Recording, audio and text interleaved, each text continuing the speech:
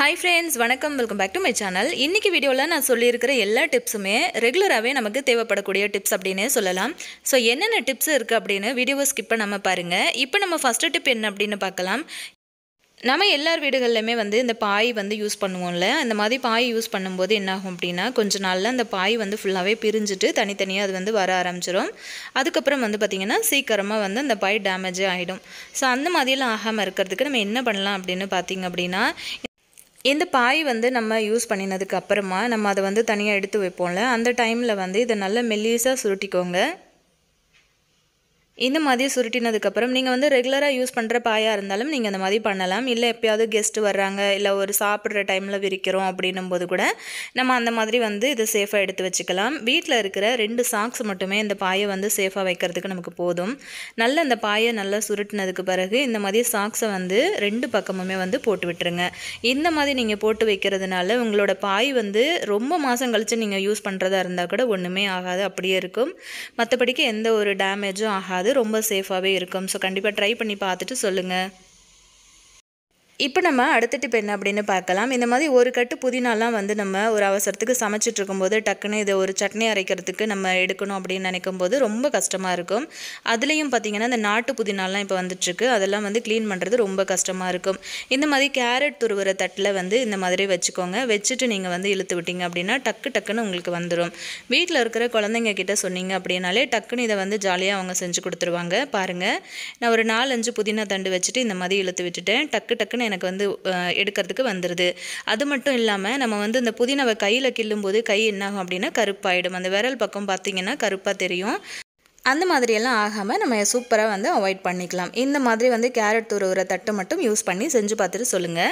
இப்போ நம்ம அடுத்த டிப் என்ன அப்படினு பார்க்கலாம். இந்த மாதிரி கிச்சன்ல நம்மளோட சிங்க் பாத்தீங்கன்னா சடனா அடைப்பாயிடும். அப்படி இல்லைன்னா ஒரு மாதிரி ஸ்மெல் வந்துட்டு இருக்கும். அதுலயும் பாத்தீங்கன்னா நம்ம நான்வெஜ் சமைக்கிற டைம்ல ரொம்ப ஸ்மெல் வரும். ஏன்னா நம்ம பாத்திரம்லாம் கழுவுறதுனால ஸ்மெல் அடிக்க ஆரம்பிக்கும். இந்த 2 பிரச்சனையும் எப்படி நம்ம சரி பண்ணலாம்னு பாத்தீங்கன்னா 1 ஸ்பூன் அளவுக்கு சால்ட் எடுத்திருக்கேன் நான். இது நீங்க கல்லுப்பா இருந்தாலும் சரி சால்ட்டா இருந்தாலும் சரி சேர்த்துக்கோங்க. இப்போ கூடவே அந்த சால்ட்டை நல்லா சிங்க் ஃபுல்லா ஸ்ப்ரெட் பண்ணி விட்டுட்டு நான் விம் லிக்விட் எடுத்திருக்கேன். அதையும் இந்த மாதிரி ஸ்ப்ரெட் பண்ணி விட்டுருக்கேன். இப்போ நார்மலா நம்ம பாத்திரம் கழுவுறதுக்கு எடுக்கிற ஸ்டீல் ஸ்க்ரப்பர் எடுத்திருக்கேன். இந்த ஸ்க்ரப்பர் யூஸ் பண்ணி நம்மளோட சிங்க் ஃபுல்லாவே தேய்ச்சி கொடுத்துருங்க. சிங்க்ல பாத்தீங்க அப்படின்னா கொஞ்ச நாள் போக வெள்ளையா ஒரு மாதிரி பிடிக்கும் பாத்தீங்களா, அந்த மாதிரி டாட்டா வரும் பாருங்க. அது எதுவுமே இல்லாம போயிடும். உங்களுக்கு சிங்க் பாத்தீங்கன்னா நல்ல ஷைனிங் கொடுக்கும். சடனா ஒரு ஷைனிங் கொடுக்கும். இந்த சால்ட் உப்பு அதுக்கப்புறம் விம் லிக்விட் இது ரெண்டுத்தையும் ஒண்ணா மிங்கிள் பண்ணி நீங்க வாஷ் பண்ணீங்க அப்படின்னா உங்களுக்கே நல்ல டிஃப்ரெண்ட் தெரியும். இப்போ நல்லா நான் தேய்ச்சி கொடுத்துட்டேன். வாரத்துல ஒரு தடவை உங்களோட சிங்கை இந்த மாதிரி ஒரு மெத்தட்ல நீங்க கழுவுனீங்க அப்படின்னா உங்களோட சிங்க் நல்ல பளிச்சுன்னு எப்பவுமே புதுசு போலவே இருக்கும். இப்போ இது எல்லாத்தையும் நல்லா வாஷ் பண்ணினதுக்கு அப்புறம் நான் உங்களுக்கு காட்டுறேன் சிங்க் எப்படி இருக்கு அப்படின்னு. உங்களுக்கு கை வச்சு கழுவும் போதே நல்லா தெரியும். நல்ல ஒரு ஷைனிங் கொடுத்துருக்கும் உங்களோட சிங்க்கு. பாருங்க, நல்ல பளிச்சுன்னு இருக்கு பாருங்க. முன்னாடி எப்படி இருந்தது இப்போ எப்படி இருக்கு அப்படின்னு பாருங்க. ஸோ இப்போ பார்த்தீங்கன்னா நம்ம சிங்கில் இருக்கிற அடைப்பு எப்படி சரி பண்ணலாம் அப்படின்னு பார்த்தீங்கன்னா 1 ஸ்பூன் அளவுக்கு பேக்கிங் பவுடர் நான் எடுத்திருக்கேன். கூடவே 1 ஸ்பூன் அளவுக்கோ இல்லை ஒரு மூடியோ நீங்கள் வினிகர் கூட ஆட் பண்ணிக்கலாம். இல்லை எலுமிச்சம்பழம் இருந்ததுன்னா அது கூட ஒரு அரை மூடி ஆட் பண்ணிக்கலாம். ஆட் பண்ணினதுக்கு அப்புறமா இந்த மாதிரி சுடு தண்ணி நீங்கள் சேர்த்துக்கோங்க. இந்த மாதிரி செய்கிறதுனால சடனாக அந்த அடைப்பு சரியாயிரும். ஸோ வீட்டில் ஈஸியாக நம்ம சரி பண்ணிக்கலாம். அதே மாதிரி எந்த ஒரு பேட் ஸ்மெல்லும் வராது. அந்த சிங்க்குக்கு கீழே இருக்கிற பைப்பு கூட எந்த ஒரு டேமேஜுமே ஆகாது. ஸோ கண்டிப்பாக ட்ரை பண்ணி பார்த்துட்டு சொல்லுங்கள். இப்போ நம்ம அடுத்த டிப் என்ன அப்படின்னு பார்க்கலாம். நம்ம வீட்டில் பார்த்தீங்கன்னா இந்த செவர் பக்கங்கள்லாம் வீட்டில் இருக்கிற குழந்தைங்களும் சரி, அப்படி இல்லைன்னா வீட்டுக்கு கெஸ்ட் வர்றாங்க அவங்களோட குழந்தைங்களா இருந்தாலும் சரி, இந்த மாதிரி ஏதாவது கையில் ஏதாவது பென்சில் கிரையான்ஸ் கிடச்சிது அப்படின்னா இந்த மாதிரி கிறுக்கி வச்சுருவாங்க செவுத்தில். அவங்க ஏபிசிடி எழுதி பார்க்குறது இந்த செவுத்தில் தான் அப்படின்னு நம்ம சொல்லலாம். ஸோ அந்த மாதிரி இருக்கிற செவுத்தை நம்ம எப்படி ஈஸியாக க்ளீன் பண்ணலாம் அப்படின்னு பார்க்கலாம்.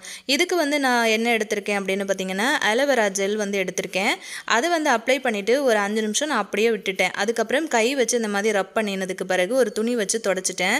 அதுக்கப்புறம் பாருங்க அந்த இடம் எவ்வளோ க்ளீனாக இருக்குது அப்படின்னு. நீங்கள் நார்மலாக சோப்பு இருக்குல்ல, நம்ம பாத்திரம் கழுவுறதுக்கு யூஸ் பண்ணுற விம் சோப்பு கூட வச்சு நீங்கள் இதை க்ளீன் பண்ணலாம். நல்லா சூப்பராக உங்களுக்கு க்ளீன் ஆயிரும். ஸோ ட்ரை பண்ணுங்கள்.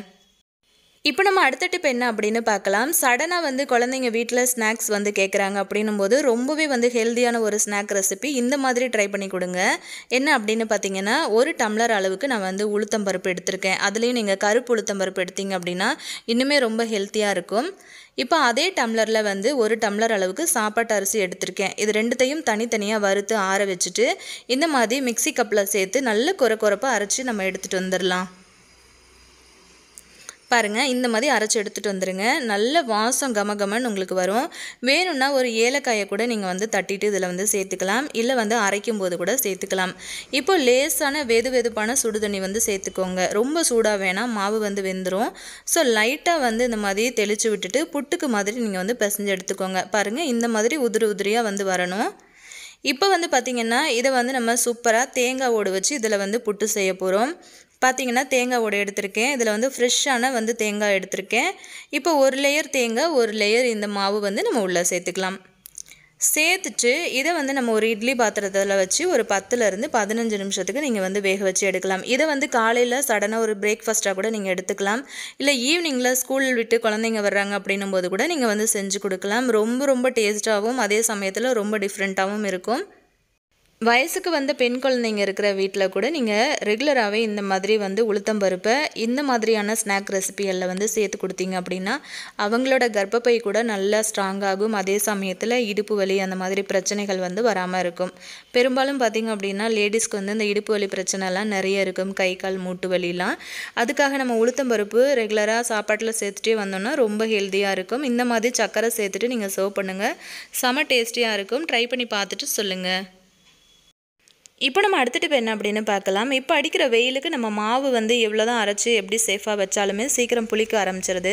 ஸோ நீங்கள் வந்து அரைச்சி எடுத்த உடனேயே வந்து மாவை இந்த மாதிரி ஒரு கிண்ணத்தில் மாற்றிக்கிட்டு இதில் வந்து நம்ம வெத்தலை வந்து வச்சுக்கலாம். இதில் வந்து நிறைய பேர் வந்து வெத்தலை யூஸ் பண்ணுறாங்க, இல்லைனா வாழை இலை யூஸ் பண்ணுறாங்க, இல்லைனா வாழை தண்டு கூட யூஸ் பண்ணுறாங்க. இந்த மாதிரி நீங்கள் எது வேணும்னாலும் யூஸ் பண்ணிக்கலாம். இதாவது மாவு வந்து பழைய மாவில் யூஸ் பண்ணாதீங்க. புதுசாக அரைச்சிட்டு நீங்கள் வந்து ஃப்ரிட்ஜில் எடுத்து வைக்க போகிறீங்க அப்படின்னும் போது ஒரு வெத்தலையை வந்து எடுத்து இந்த மாதிரி கவுத்து வைங்க. அதோட காம்பை வந்து கில்லாதீங்க. இந்த மாதிரி பண்ணிவிட்டு நீங்கள் மூடி போட்டு மூடி வைக்கலாம். 2-3 வெத்தலை கூட எடுத்து நீங்கள் அந்த மாவை ஃபுல்லாகவே வந்து கவர் பண்ணி வைக்கலாம். என்கிட்ட ஒரு வெத்தலை இருந்தது, ஸோ நான் வந்து இதில் ஒரு வெத்தலை வச்சு பண்ணி காட்டியிருக்கேன். ஸோ நீங்கள் இந்த மாதிரி பண்ணிவிட்டு ஃப்ரிட்ஜில் வச்சிட்டிங்கன்னா அந்த மாவு வந்து புளிக்காமல் ரொம்ப நாளுக்கு நல்லாயிருக்கும். ட்ரை பண்ணி பாருங்கள். இப்போ நம்ம அடுத்த டிப் என்ன அப்படின்னு பார்க்கலாம். நம்ம இப்போ வந்து குக்கரில் ஏதாவது சாப்பாடு செய்கிறோம் அப்படின்னும் போது எப்பயாவது இருந்துட்டு ஒரு தடவை அந்த மாதிரி அதிகமாகிடும், தண்ணி வந்து அதிகமாகிடும். ஒருவேளை சாம்பார் வைக்கிறோம் இல்லை சாதம் வைக்கிறோம் அப்படின்னும் போது கொஞ்சம் அதிகமாகிடுச்சுன்னா ஃபுல்லாக அந்த மாதிரி எல்லா இடத்துலையுமே பறந்து கிச்சனே ஒரு வழி ஆயிரும். அதை வந்து அவாய்ட் பண்ணுறதுக்காக இப்போ நீங்கள் இந்த மாதிரி கிச்சன் டவல் யூஸ் பண்ணிக்கோங்க. யூஸ் பண்ணி இந்த மாதிரி அந்த விசிலை சுற்றி வச்சு விட்டுருங்க. கீழே வந்து அடுப்பு வந்து எரிஞ்சிட்டு இருக்கிறதுனால இந்த துணி வைக்கிறது கொஞ்சம் கேர்ஃபுல்லாக பார்த்துக்கோங்க.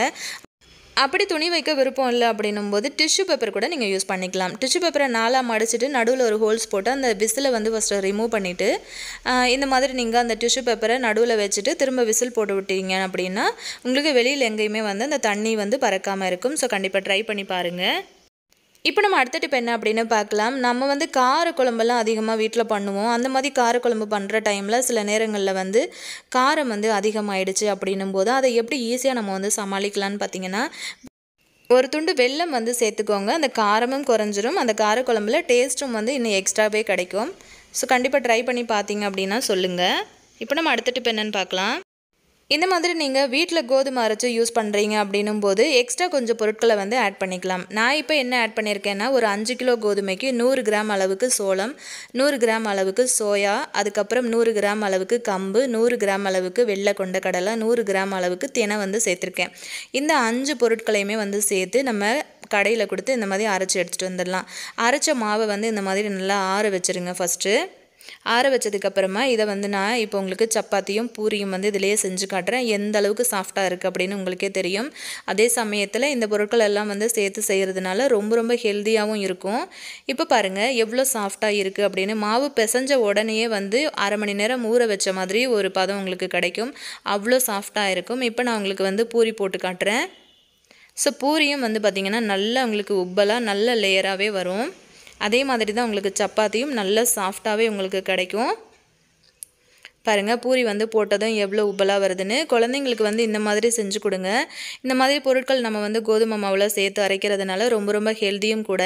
இந்த கோதுமை பார்த்திங்க அப்படின்னா 5 கிலோ அளவுக்கு நான் ரேஷனில் கொடுத்த கோதுமை தான் க்ளீன் பண்ணி எடுத்திருக்கேன். ஸோ நல்லா கழுவி காய வச்சு அதுக்கப்புறம் இந்த பொருட்களை வந்து சேர்த்து அரைச்சி எடுத்துக்கோங்க. இன்றைக்கி நான் ஷேர் பண்ண எல்லா டிப்ஸுமே உங்களுக்கு பிடிச்சிருந்தது அப்படின்னா மறக்காமல் உங்கள் ஃப்ரெண்ட்ஸ் அண்ட் ஃபேமிலி மெம்பர்ஸ்க்கும் ஒரு ஷேராவது கொடுங்க. ஆல்ரெடி நம்ம சேனலில் நிறைய டிப்ஸ் வீடியோஸ் போஸ்ட் பண்ணியிருக்கேன். அதையும் மிஸ் பண்ணாமல் பாருங்கள். டிஸ்கிரிப்ஷன் பாக்ஸில் லிங்க் கொடுக்குறேன். இப்போ பாருங்கள் பூரி வந்து எவ்வளோ சாஃப்டாக உள்ள நல்ல லேயராக வந்துருக்கு பாருங்கள். ஸோ அதே மாதிரி தான் சப்பாத்தியும் வந்து இருக்கும். ஸோ ரொம்பவே டேஸ்டியாகவும் இருக்கும். இதுக்கு வந்து சைட் டிஷ்ஷே வந்து தேவைப்படாது, அவ்வளோ டேஸ்டியாக இருக்கும். இந்த வீடியோ பிடிச்சிருந்ததுன்னா மறக்காமல் உங்கள் ஃப்ரெண்ட்ஸ் அண்ட் ஃபேமிலி மெம்பர்ஸ்க்கும் ஷேர் பண்ணிவிட்டு மறக்காமல் இந்த வீடியோ பற்றின கருத்துக்களை கீழே இருக்கிற கமெண்ட் செக்ஷனில் சொல்லுங்கள். இதே மாதிரி இன்னொரு இன்ட்ரெஸ்டிங்கான வீடியோவில் நான் உங்களை மீட் பண்ணுறேன் ஃப்ரெண்ட்ஸ். தேங்க்யூ.